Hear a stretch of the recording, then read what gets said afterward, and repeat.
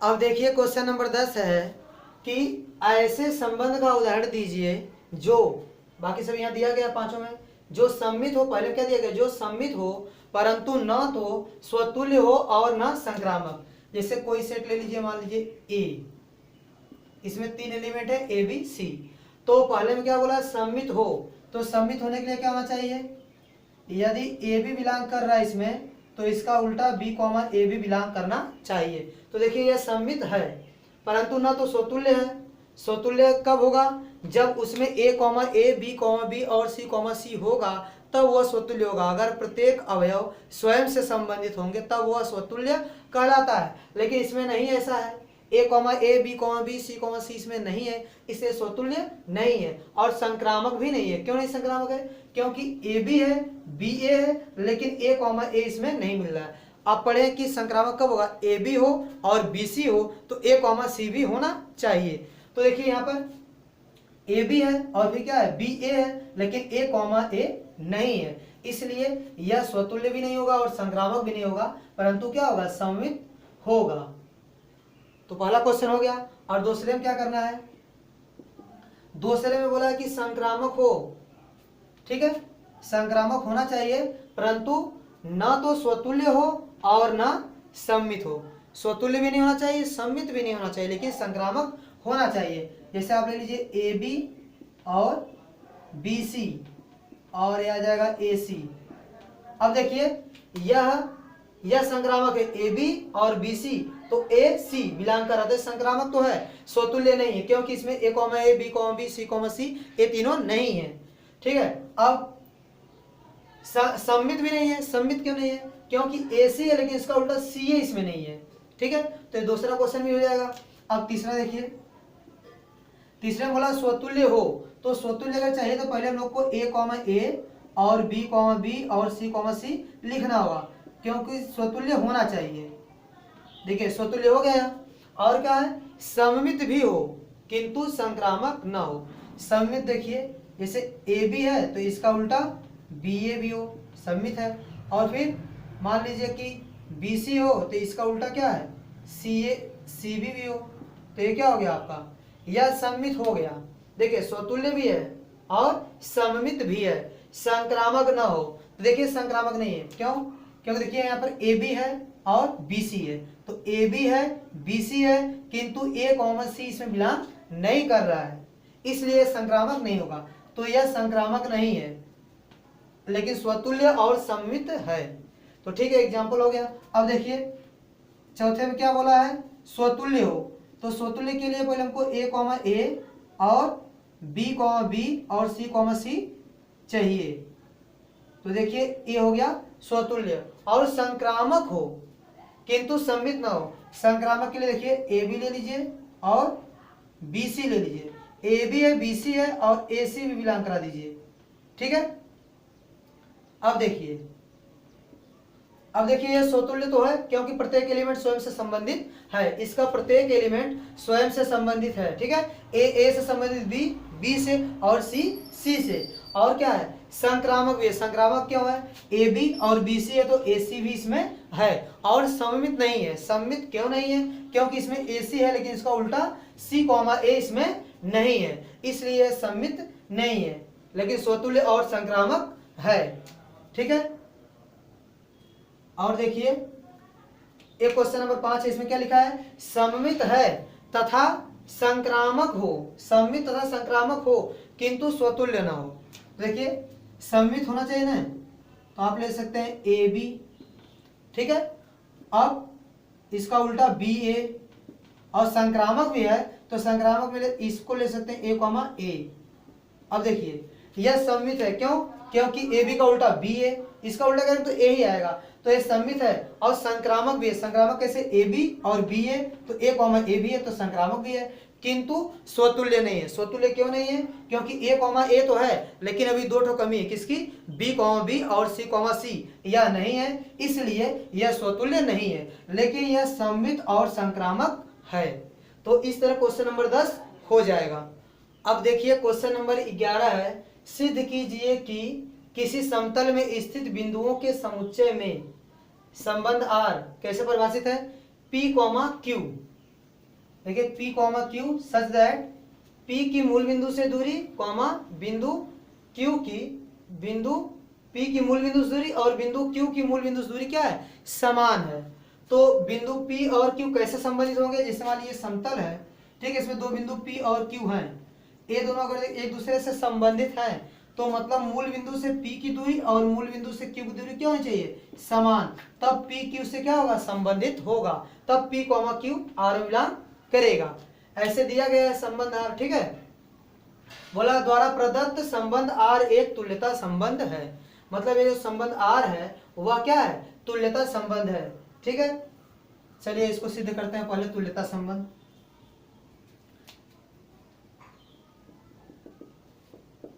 ठीक है, हम मानेंगे, माना देखिए किसी समतल में स्थित बिंदुओं का समुच्चय, इसको ये मान लीजिए, माना A बराबर क्या है, समतल में स्थित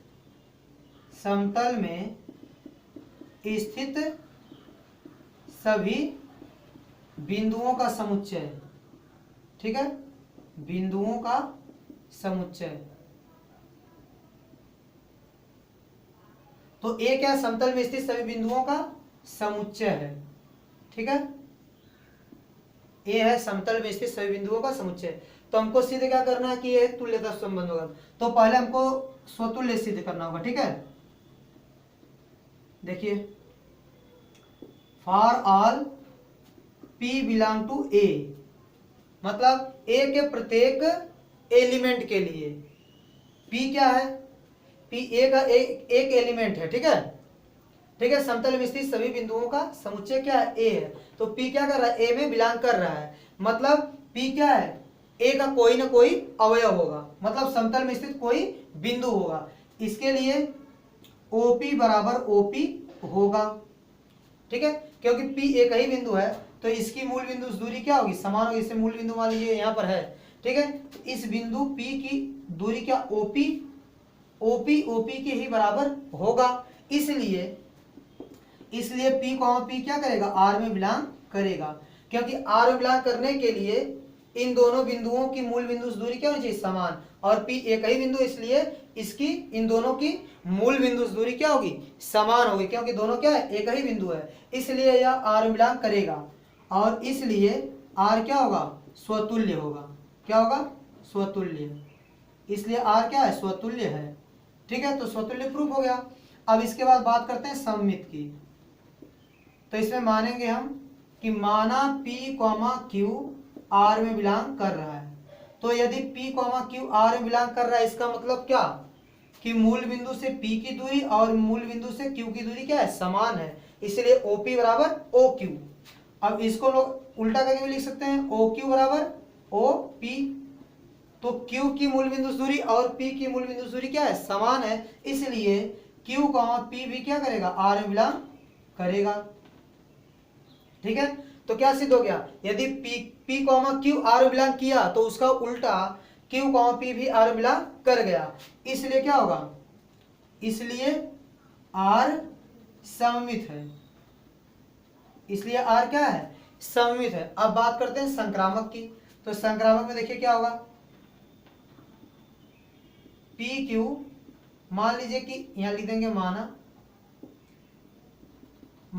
P Q R में बिलोंग कर रहा है तथा Q S मान लीजिए R में बिलोंग कर रहा है, ठीक है, माना ये दोनों एलिमेंट क्या कर रहे हैं, R में बिलोंग कर रहे हैं, तो यदि PQ R में बिलोंग कर रहा है और QS बिलोंग कर रहा है, यदि PS भी R में बिलोंग कर जाएगा तो क्या सिद्ध हो जाएगा, संक्रामक है।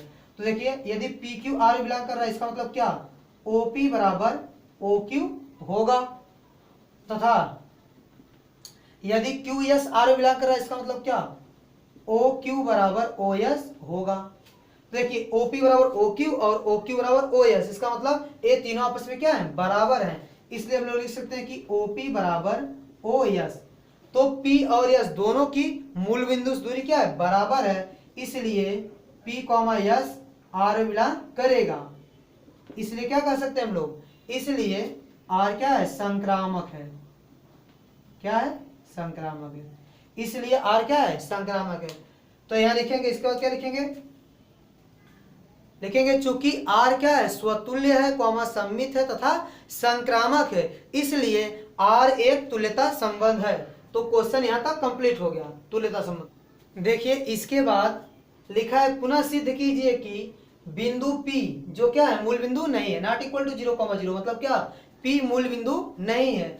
P से संबंधित सभी बिंदुओं का समुच्चय P से होकर जाने वाले एक ऐसे वृत्त को निरूपित करता है जिसका केंद्र मूल बिंदु पर है। देखिए जैसे मान लीजिए मूल बिंदु है, ठीक है, P क्या है, मूल बिंदु के अतिरिक्त कोई बिंदु है, क्योंकि P क्या है, 0,0 बराबर नहीं है। तो अब देखिए P से संबंधित कौन बिंदु होगा, अगर P से संबंधित कोई बिंदु है Q मान लीजिए, तो OP बराबर OQ होना चाहिए। मतलब P से संबंधित जो भी बिंदु होगा उसकी मूल बिंदु से दूरी क्या होगी, OP के बराबर, ठीक है।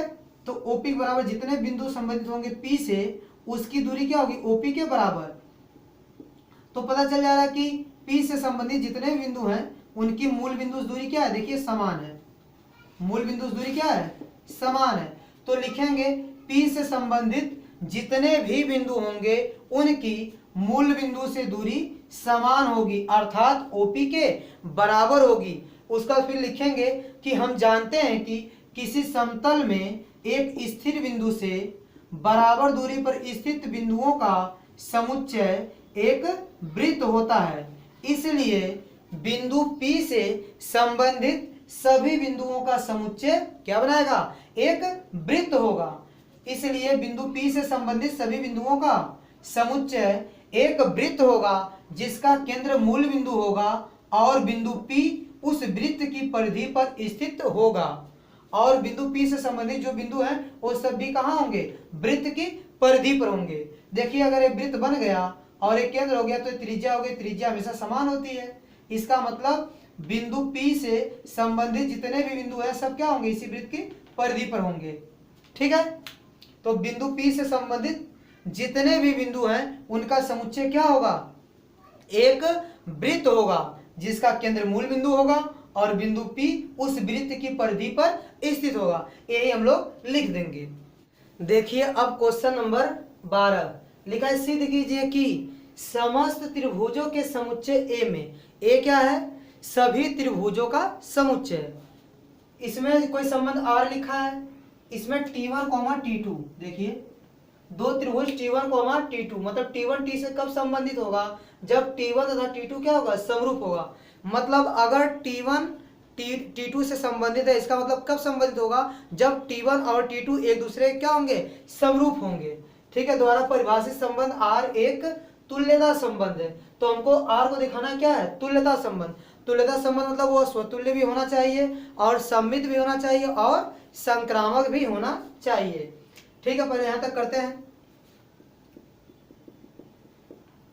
देखिए लिखेंगे for all T belong to A के लिए, T बिलोंग टू A के लिए, ठीक है। A क्या है, समस्त त्रिभुजों का समुच्चय है। तो माना T क्या कर रहा है, A में बिलोंग कर रहा है, A का कोई अवयव क्या है, T है, ठीक है। इतने के लिए देखिए, इतने के लिए क्या होगा, T के ही समरूप होगा कि नहीं, कोई भी त्रिभुज स्वयं के समरूप होता है, इसलिए T क्या होगा, T के समरूप होगा, ठीक है। तो जो ये T है वो क्या होगा, T के ही समरूप होगा ना। T दोनों क्या है, एक ही त्रिभुज, इसलिए क्या होगा, दोनों एक दूसरे के समरूप होगा। इसलिए T, T R में बिलोंग करेगा, ठीक है। प्रत्येक T, A के लिए, मतलब A के प्रत्येक एलिमेंट के लिए T, T क्या करेगा, R में बिलोंग करेगा, ठीक है। इसलिए क्या होगा, इसलिए R क्या है, स्वतुल्य है। प्रत्येक एलिमेंट स्वयं से संबंधित होगा क्योंकि प्रत्येक त्रिभुज स्वयं के ही समरूप होता है, ठीक है। इसलिए for all T belong to A के लिए T, T R बिलोंग कर रहा है। क्यों बिलोंग कर रहा है, क्योंकि दोनों एक दूसरे क्या है, समरूप है, दोनों एक ही त्रिभुज है, इसलिए क्या होगा, एक दूसरे के समरूप होगा, इसलिए T, T R बिलोंग करेगा प्रत्येक T बिलोंग टू A के लिए, इसलिए क्या हो गया, स्वतुल्य हो गया। अब देखिए सममित की बात करते हैं। तो इसमें हम लोग मानेंगे, माना T1, T2 आर में बिलोंग कर रहा है। यदि T1 T2 आर में बिलोंग कर रहा है, इसका मतलब क्या, जो T1 है वो T2 के क्या है, समरूप है। तो हमको पता है कि यदि T1 T2 के समरूप है तो T2 भी क्या होगा, T1 के समरूप होगा। और जब T2 T1 के समरूप है तो T2 T1 आर में बिलोंग करेगा। तो देखिए यदि T1 T2 आर में बिलोंग कर रहा है, T1 T2 आर में बिलोंग कर रहा है, तो उसका उल्टा T2 T1 भी आर में बिलोंग कर रहा है। इसलिए क्या हो गया, इसलिए आर सममित है, इसलिए आर क्या है, सममित है। अब बात करते हैं संक्रामक की। देखिए माना T1 T2 आर में बिलोंग कर रहा है तथा T2 T3 भी आर में बिलोंग कर रहा है। ठीक है, माना T1 T2 आर में बिलोंग कर रहा है तथा T2 T3 भी आर में बिलोंग कर रहा है। इसका मतलब क्या, यदि T1 T2 आर में बिलोंग कर रहा है, इसका मतलब T1 जो है वो T2 के क्या है, समरूप है तथा T2 और T3 भी आर में बिलोंग कर रहा है। इसका मतलब क्या, T2 समरूप है T3 के।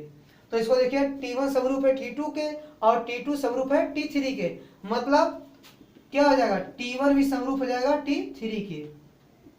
ठीक है, अगर T1 का समरूप T2 है और T2 का समरूप T3 है तो तीनों एक दूसरे के समरूप हो जाएंगे। इसका मतलब T1 समरूप T3, और इसलिए क्या हो जाएगा, T1 T3 आर में बिलोंग करेगा। ठीक है, T1 T3 क्या होगा, आर में बिलोंग करेगा। ठीक है, तो इसलिए क्या हो गया, देखिए T1 T2 आर बिलोंग कर रहा था और T2 T3 भी आर बिलोंग कर रहा था, तो T1 और T3 आर बिलोंग कर रहा है। इसका मतलब क्या है, संक्रामक है, इसलिए आर क्या है, संक्रामक है, संक्रामक है। तो यहाँ क्या लिखेंगे, चूंकि आर क्या है, चूंकि आर स्वतुल्य सममित तथा संक्रामक है, इसलिए आर एक तुल्यता संबंध है। तो तुल्यता संबंध प्रूफ हो गया। ठीक है,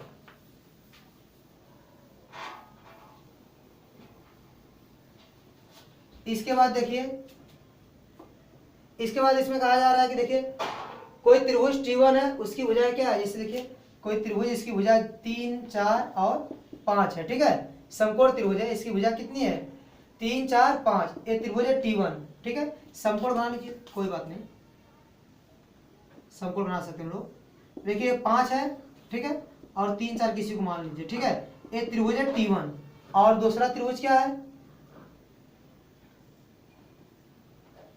दूसरा जो त्रिभुज है उसका कर्ण 13 5 12 मान लीजिए। ठीक है, क्रम से 3 4 5 और 5 12 13, सही है। ठीक है, एक T2 है और एक त्रिभुज और है, एक त्रिभुज और है, उसकी भुजाएं कितनी है, 6 8 और 10। ठीक है, ए है T3। तो इसमें बोला है कि विचार कीजिए कि T1 T2 और T3 में कौन से त्रिभुज परस्पर संबंधित होंगे। तो देखिए इसमें से वही त्रिभुज संबंधित होगा जो क्या होगा, एक दूसरे के समरूप होगा।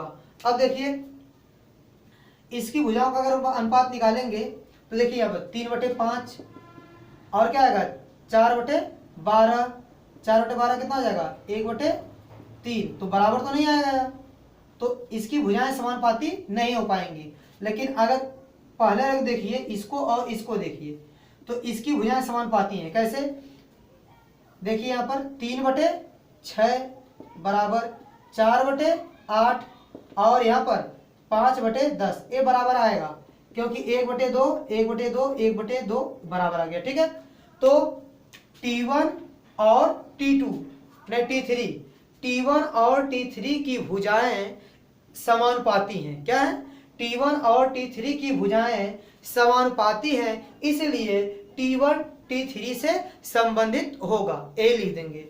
ठीक है, तो क्वेश्चन नंबर 12 भी सॉल्व हो जाएगा।